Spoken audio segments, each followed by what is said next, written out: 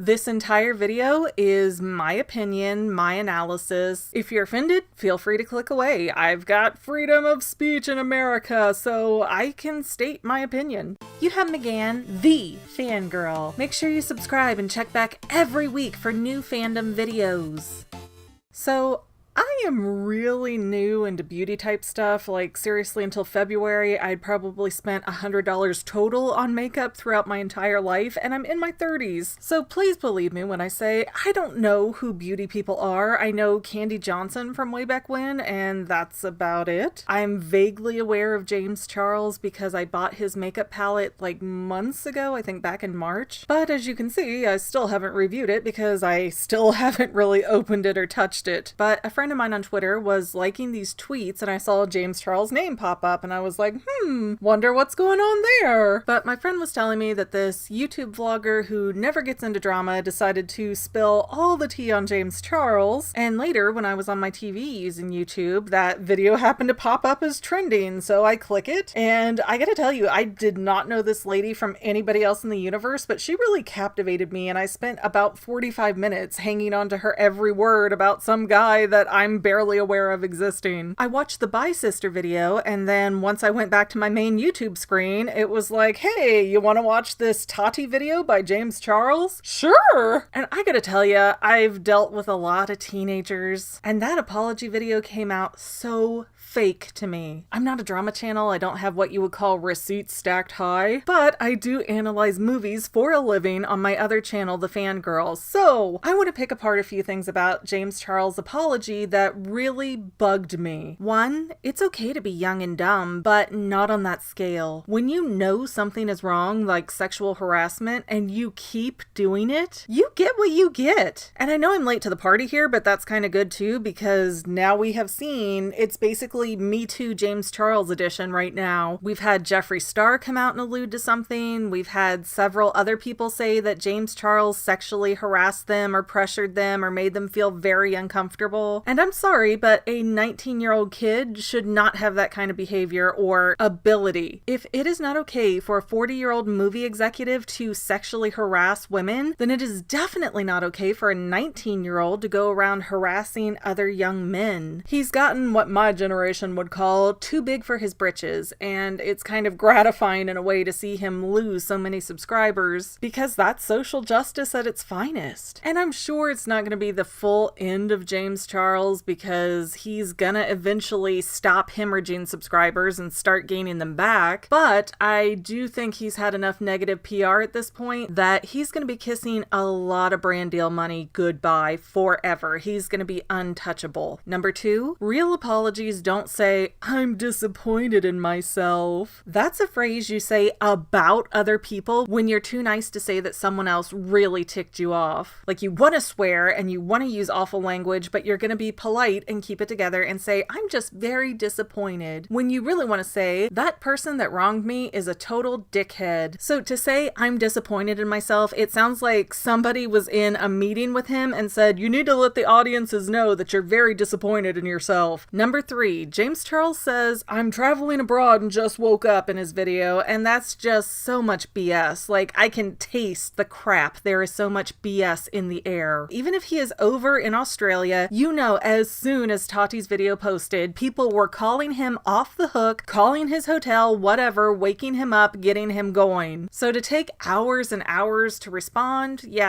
I don't really buy it. I personally think that James was using that time to talk to his PR team and calculate a response. Number four, his entire apology video had just this air about it that was kind of gross. The way he was speaking and how he was apologizing, quote unquote, you could see the little corners of his mouth going up while he was saying he was so sorry and so disappointed in himself. To me, that looked like he was smirking because he thought he was being so clever with this apology and that was gonna sweep everything under the rug, and it didn't work. The only time I felt any real emotion out of James Charles was when he brought up his mom, and then he kind of got misty-eyed about that. But as far as I feel so bad for for what I did to Tati and her husband. Like, I saw no genuine emotion there. It all felt very fake. Speaking of which, number 5, the entire apology video felt so orchestrated, like he had been sitting with a PR team for hours and they told James exactly how to look, act, and what to do. We've all seen the show Scandal. People are paid big bucks to tell famous people how to act to manipulate audiences. So someone told James to apologize just like this, with no makeup and his hair a mess, so that it looks like it was some quick spur-of-the-moment video. Yet somehow Sister got into a studio with awesome-looking lighting while traveling abroad? I mean, come on, let's stop and think about that for a second. I've never been to Australia, so maybe the hotels are just fabulous and they have the brightest lights in the world, but he seems like he's sitting in some type of studio, and James definitely has high-quality video and high-quality lighting, so how is this at all spur of the moment? Who gets up, books a set, and then shows up acting like he didn't even have time to fix his hair in the car ride over? That entire look was meant to manipulate his viewers for sympathy, point blank. Because if you caught a Snapchat shortly after that, he's all nice and polished, and then he's rolling his eyes about the situation like, it's putting him out so much. Okay, I'm sorry, if you're gonna apologize to somebody and you really mean it and you're really disappointed in yourself, you're gonna seem at least a little bit emotional when you bring that back up later. I mean, assuming James Charles is an sociopath and I just don't know it, his eye roll response after such a short amount of time just really doesn't have any air of empathy to it. And number 6, James Charles got busted wearing the artist pass to Coachella before the supposedly dangerous situation happened. Seriously, he was point blank caught wearing that in, I think, an Instagram or a Snapchat video, and that was hours before he showed up at Coachella and got supposedly mobbed by fans and had to sign a contract with his best friend's competitor to get the artist pass.